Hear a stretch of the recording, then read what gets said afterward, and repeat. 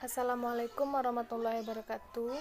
Saya Susnaweli, NIM 5041800094. Baiklah, saya akan membuat video yang menjelaskan ringkasan dari kelompok 1 sampai kelompok 13. Dosen pengampu Yosinomita SEME, mata kuliah Manajemen Keuangan. Baiklah, langsung saja. Ringkasan pertama saya akan menjelaskan tentang laporan keuangan. A. Pengertian laporan keuangan. Laporan keuangan adalah hasil dari akuntansi yang merupakan suatu ringkasan transaksi keuangan. Laporan keuangan disajikan dengan maksud memberikan informasi mengenai posisi harta, uang dan modal serta memperoleh laba atau rugi yang menunjukkan hasil aktivitas yang terjadi dalam rumah tangga perusahaan. Pada umumnya, laporan keuangan yang disusun dalam perusahaan dagang meliputi 1. Laporan keuangan laba rugi, 2. Laporan perubahan modal, 3. neraca, 4. laporan arus kas. B. Pihak-pihak yang berkepentingan dalam laporan keuangan. 1. Pihak internal. Pihak internal terbagi menjadi 2. Yang pertama, A. Pihak manajemen, B. Pihak perusahaan. 2. Pihak eksternal yang terbagi menjadi 4. A. Investor, B. Kreditur, C. Pemerintah, D. Karyawan. C. Laporan neraca. Terdapat dua bentuk penyajian laporan posisi keuangan, yaitu estofel atau laporan dan kontrol atau rekening. Penyajian laporan neraca tersebut sebaiknya disesuaikan dengan jumlah pos akun yang dipakai oleh entitas bisnis. Bentuk penyajian stafel yang memanjang ke bawah akan lebih efektif dipakai bila akun dalam perusahaan tersebut jumlahnya banyak. Baiklah, selanjutnya saya akan menjelaskan kelompok 2, yaitu tentang laporan laba rugi.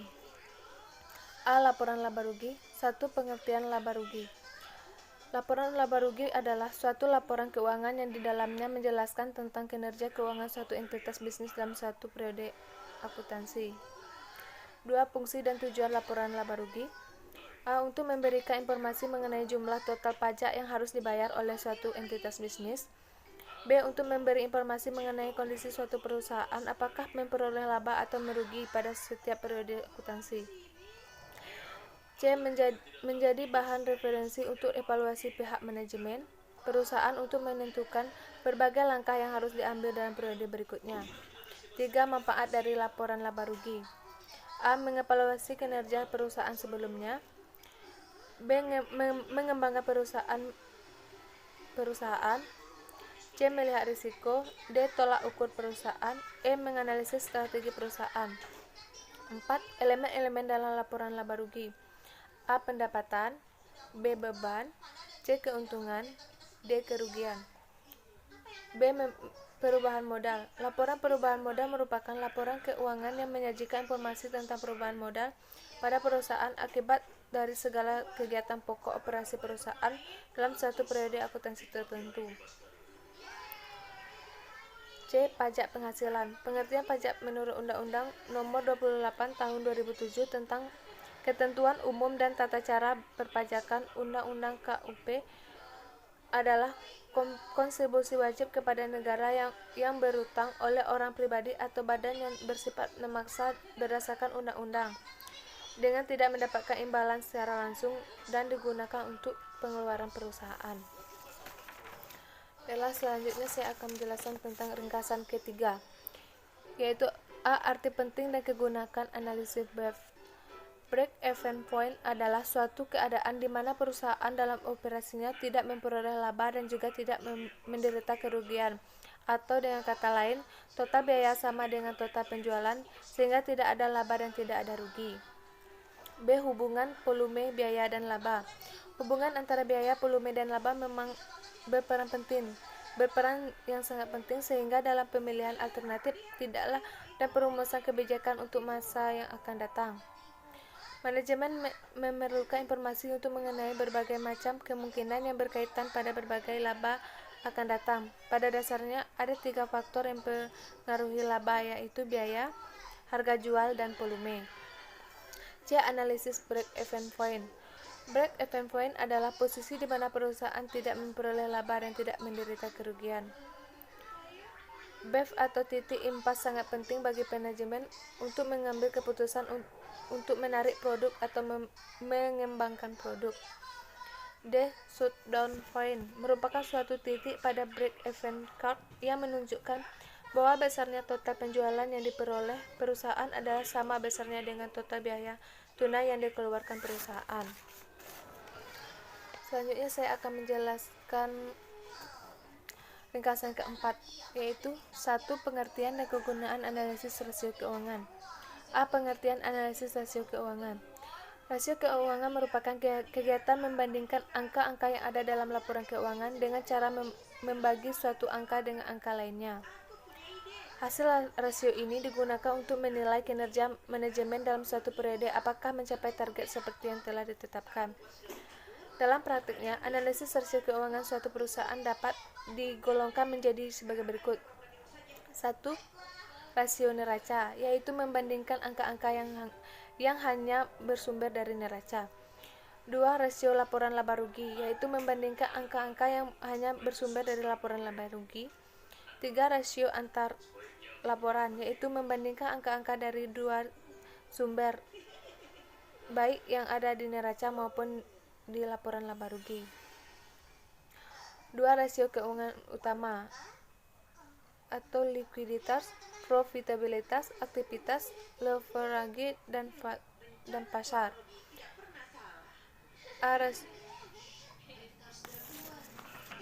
Selanjutnya saya akan menjelaskan ringkasan yang kelima, yaitu tentang pengertian manajemen modal kerja.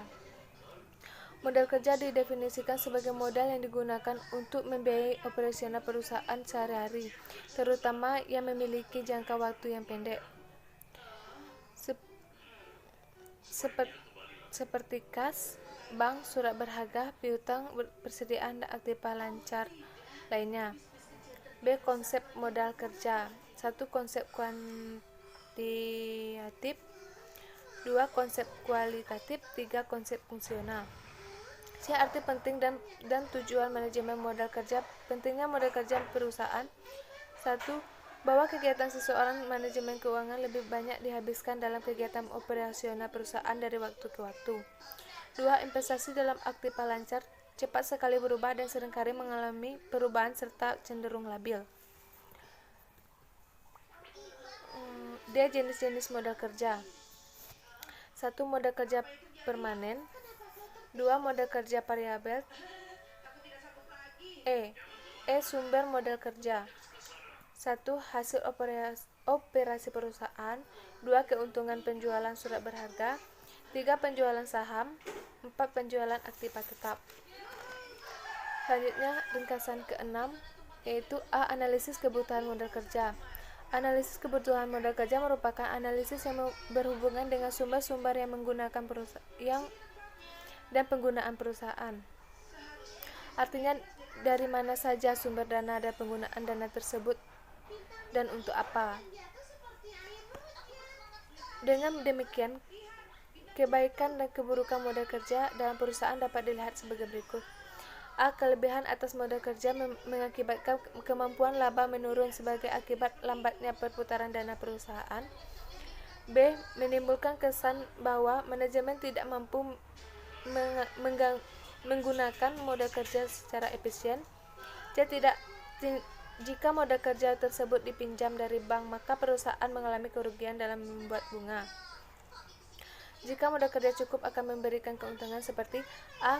Melindungi kemungkinan keuangan yang membenahi modal kerja yang diperlukan. B. Membayar atau memenuhi kewajiban jangka pendek sesuai dengan jatuh tempo. B. Analisis pembiayaan kerja. Analisis pembiayaan modal kerja adalah pembiayaan jangka pendek yang diberikan kepada perusahaan untuk membiayai kebutuhan modal kerja usahanya berdasarkan analisis. Adapun sumber-sumber dana yang meningkatkan modal kerja. A. Penurunan kotor dalam aktiva tetap. B. Kenaikan bersih pada setiap hutang jangka panjang. Penggunaan dana yang menurunkan modal kerja. A. Kenaikan kotor dalam aktiva tetap. B. Penurunan bersih pada setiap utang jangka panjang. C. Pelunasan atau pembelian kembali saham. Baiklah, selanjutnya saya akan menjelaskan ringkasan ketujuh, yaitu A. Motif memegang uang. Motif 1. Motif transaksi. 2. Motif berjaga-jaga. 3. Motif spekulasi. B. Pengertian anggaran dan anggaran kas.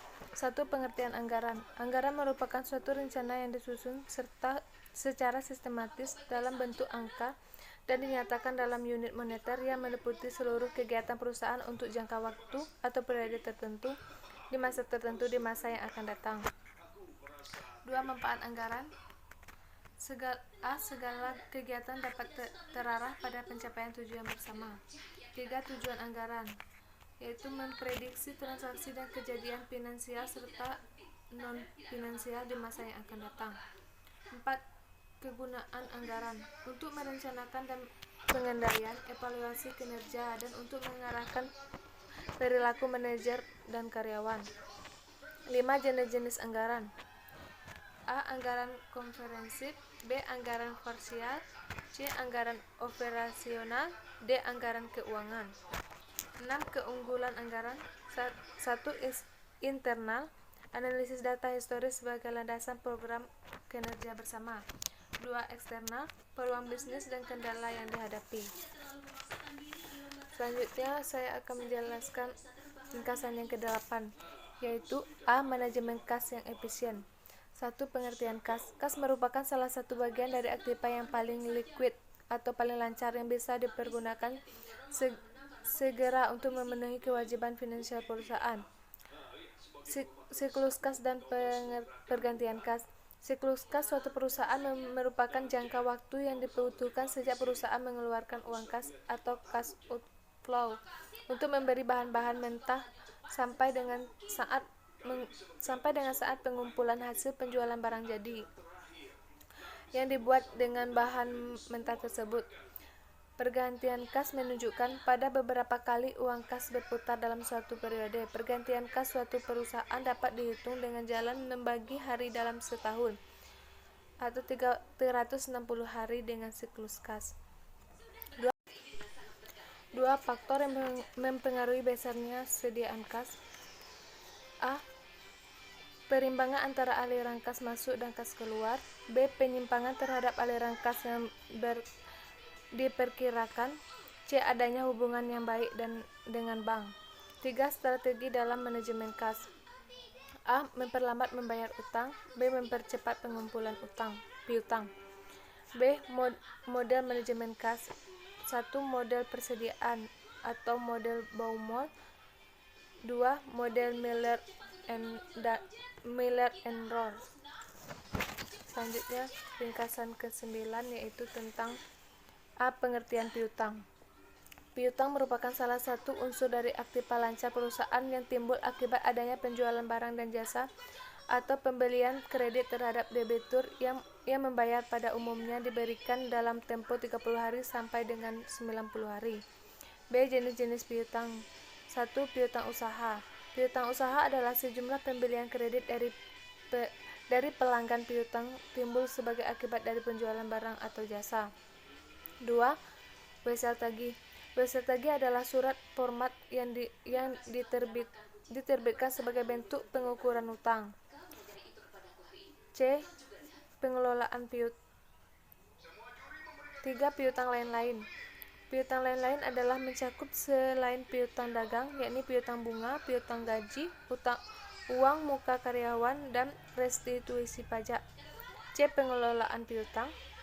Dalam pelaksanaan pengelolaan piutang perlu adanya suatu kebijakan pengelolaan piutang yang meliputi 1. Standar kredit. 2. Syarat kredit. 3. Kebijakan kredit dan pengumpulan piutang. D. Perputaran piutang. Piutang yang dimiliki oleh suatu perusahaan mempunyai hubungan yang erat dengan volume penjualan kredit karena timbulnya piutang disebabkan oleh penjualan barang-barang secara kredit dan hasil dari penjualan secara kredit neto dibagi dengan piutang rata-rata merupakan perputaran piutang. E. Meningkatkan omset dengan kredit.